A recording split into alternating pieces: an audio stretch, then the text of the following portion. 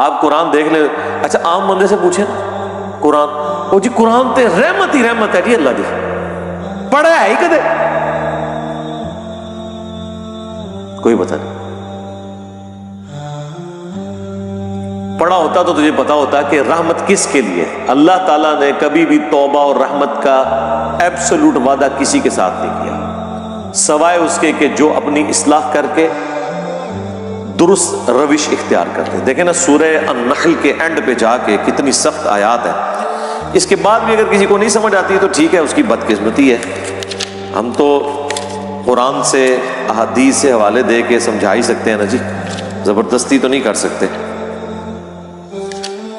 اللہ تعالیٰ فرماتا ہے ثم ان ربک للذین عملوا السوء بجہالہ، سورہ النحل آیت نمبر 119۔ اس کے بعد تیرا رب ایسے لوگوں کے حق میں جو برے اعمال کر لیں جہالت کی بنا پر، ثم تابوا، پھر توبہ کر لیں، یعنی اللہ کی طرف پلٹ آئیں، من بعد ذالک، اس گناہ کے کرنے کے بعد، وَأَصْلَحُوا، اور اپنی اصلاح بھی کر لیں، إِنَّ رَبَّكَ مِن بَعْدِهَا، تو بے شک تیرا رب یہ کچھ کرنے کے بعد لغفور رحیم، ضرور بخشنے والا مہربان ہے۔ یعنی بخشنے والا مہربان کس صورت میں ہے؟ جب کوئی شخص توبہ کرے، توبہ کرنے کے بعد اپنی اصلاح کر لے تو اللہ تعالیٰ معاف کرے گا۔ لیکن آپ کو ہمیشہ آدھی پکچر بتائی جاتی ہے۔ اسی طریقے سے سورۃ الحجر میں ایک بڑی ڈسائسو آیت ہے، دیکھیں جی قرآن، پھر ہم اس لیے تو کہتے ہیں نا کہ پھر قرآن کا خدا جو ہے پھر کوئی اور ہے، نعوذ باللہ من ذالک۔ یعنی ان لوگوں نے جو اللہ تعالیٰ کا ایک تعارف کروایا نا ایک بوڑھی نانی اماں کا، اور جی 70 ماؤں سے زیادہ، ہاں جی ابو جہل نال بھی، ہاں جس نے سیدنا یاسر اور سمیہ کو ظالمانہ طور پہ قتل کر دیا، اس سے بھی 70 ماؤں سے زیادہ۔ کن کہانیوں میں پھر رہے ہیں؟ اللہ تعالیٰ اپنے جذبات سے نہیں پسیجتا، نہ اس کے ہماری طرح کے جذبات یا احساسات ہیں۔ اللہ تعالیٰ اپنے نیک بندوں کے حق میں محبت فرمانے والا ہے۔ باغیوں کے لیے صرف اس کی رحمت اتنی ہے کہ وہ ڈھیل دے دیتا ہے کہ میری طرف پلٹ آؤ، لیکن جب وہ پکڑ لے گا نا پھر زمین و آسمان کی ساری مخلوقات مل کے چھڑا نہیں سکتی کسی کو۔ یہ بالکل بات واضح ہے۔ تو یہ سورۃ الحجر کی آیت نمبر ہے 50۔ نبئ عبادی انی انا الغفور الرحیم، اے میرے نبی خبر دے دو میرے بندوں کو کہ بے شک میں ضرور بخشنے والا مہربان ہوں، وَأَنَّ عَذَابِي، اور یہ بھی خبر ساتھ سنا دو کہ میرا جو عذاب ہے هُوَ الْعَذَابُ الْعَلِيمُ، وہ بہت ہی دردناک عذاب۔ آدھی پکچر نہیں پیش کرنی، پوری، اور وہ جو پوری پکچر ہے نا وہ بھی بیلنس نہیں اسے کر رہی، وہ اس کے حق میں ہے جو اللہ کی طرف رجوع لاتا ہے۔ باغیوں کے لیے کچھ نہیں ہے میرے بھائی۔ اور جی بخاری مسلم میں حدیث ہے، اللہ تعالیٰ نے مخلوقات کی پیدائش سے پہلے عرش پہ اپنے پاس ایک عبارت لکھ لی تھی کہ میری رحمت میرے غضب پر بھاری ہوگی۔ جی بالکل لکھی ہوئی ہے۔ اس کا یہ مطلب ہے کہ کام چوک کے رکھو تو رحمت اپنا کام کر لے گی؟ نہیں، اس کا مطلب یہ ہے کہ انسان اپنی کمزوریوں کی وجہ سے کسی خاص حد تک کی معاملات کو سدھار سکتا ہے، باقی چیزوں کی کمپنسیشن رحمت سے ہوتی ہے۔ جس طرح بخاری مسلم میں ایک حدیث ہے جسے لوگ مس کوٹ بھی کرتے ہیں کہ اگر تم گناہ کرنا چھوڑ دو گے تو اللہ تعالیٰ ایسی مخلوقات کو پیدا کرے گا تمہیں ختم کر کے جو گناہ کریں گے اور اللہ سے معافی مانگیں گے، اور اللہ تعالیٰ انہیں معاف کر کے خوشی محسوس کرے گا۔ لیکن معافی جو ہے وہ پاکستان والی معافی نہیں ہے، وہ معافی آپ سن چکے ہیں کہ معافی مانگے اپنی اصلاح کر لیں، پھر کہیں وضو ٹوٹ گیا خیر ہے، باغی نہ ہو۔ بغاوت اور چیز ہے، بغاوت یہ ہے کہ بالکل کوئی پرواہ نہیں ہے،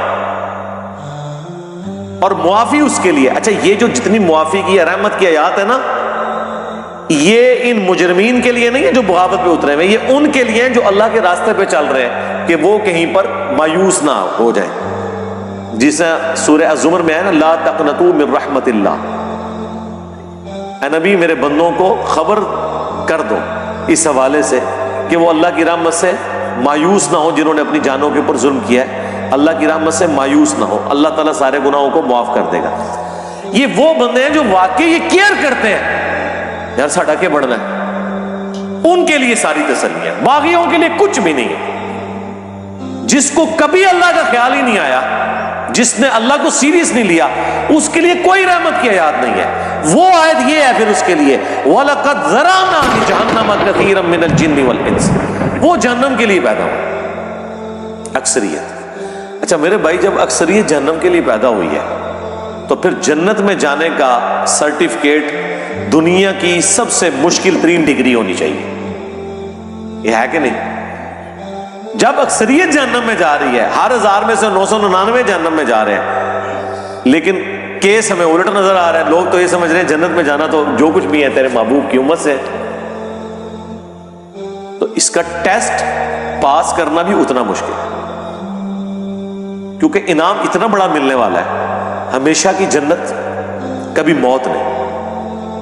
اور سب سے ادنا جو جنتی ہے نا، جو سب سے آخر میں جنت میں جائے گا جہنم سے نکال کے، یعنی جو اپنے گناہوں کا عذاب لاکھوں سال بھگت کے صفائی کروانے کے بعد، اپنی سارے گناہ معاف کروانے کے بعد آخری بندہ جہنم سے نکالا جائے گا، اسے بھی اس پلانٹ ارتھ سے 10 گنا بڑی جنت ملے گی۔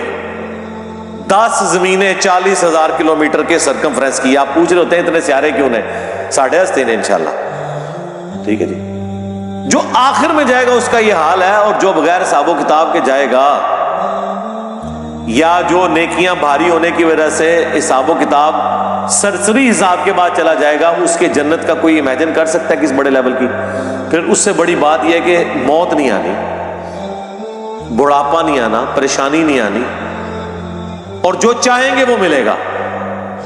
تو مجھے بتائیں، جب یہ تو آپ سمجھ لیں آلموسٹ اللہ تعالیٰ نے خالق اور مخلوق کا ہی فرق رکھا ہوا ہے، ذاتی عطائی کا فرق رکھا ہوا ہے، باقی اللہ تعالیٰ نے آپ کو شیئر کر دی ہے وہ چیز جو آپ کے اندر چھپی ہوئی خواہش ہے، جس کی وجہ سے انسان دعوی خدائی کرتا ہے۔ ہر بندے کے اندر ایک خدا ہے چھپا ہوا، تبھی تو فرعون نے خدائی کا دعویٰ کیا۔ حکمران اپنے آپ کو خدا کہتے نہیں، لیکن وہ اپنے آپ کو الٹیمیٹ سمجھتے ہیں دنیا میں۔ یہ خواہش جنت میں پوری کر دے گا اللہ تعالیٰ، لیکن پہلے جو ہے نا وہ پدی نکلوائے گا دنیا میں، اس کے بعد آپ کو اہل کرے گا۔ جب جنت میں جانے والے 0.00001% ہیں، شاید آپ زیرو بھی اس کے انفینٹی لگاتے رہے اتنی بڑی آبادی کے اندر، تو پھر اس کا ٹیسٹ بھی اتنا ہی مشکل ہے۔ اس کو آپ ذرا تھوڑا الٹ کر کے دیکھ لیں کہ اگر اللہ تعالیٰ کے لیے یہ ایشو اتنا سینسٹیو ہے تو پھر یہ یاد رکھے سزا پھر یہی ہوگی کہ اگر کسی نے 50-60 سال کا شرک کیا تو جہنم میں بھی پھر ہمیشہ کے لیے جائے گا، کیونکہ شرک اتنا بڑا گناہ ہے کہ اگر شرک نہیں کیا اور اوبیڈینٹ ہے تو ہمیشہ کی جنت مل رہی ہے۔ تو اس کا وائس ورثہ یہ ہے کہ اللہ کے نزدیک شرک اتنا بڑا جرم ہے کہ پھر 60 سال کی عیاشی کے عوض جہنم بھی پھر ہمیشہ کیا اس کے لیے، بولے اعوذ باللہ تعالیٰ۔ یہ اکثر لوگ پوچھ رہے ہوتے ہیں نا جی یہ کون سا انصاف ہے؟ کبھی کسی نے یہ نہیں پوچھا کہ یہ کون سا انصاف ہے کہ 50-60 سال کی زندگی دے کے آخرت کی ہمیشہ کی زندگی مل رہی ہے؟ یہ بے انصافی نہیں آپ کو نظر آ رہی؟ نہیں، وہ تو آپ پریویلیج لے رہے ہیں نا۔ پریویلیجز جب بندہ لے رہا ہوتا ہے وہ کہتا ہے میرا حق ہے، ٹھیک ہے، لیکن جب سزا کی باری آتی ہے نا تو سر یہ بہت بڑا جوا ہے، جوا ہے ہی یہی ہے، 0-1 ادھر یا ادھر۔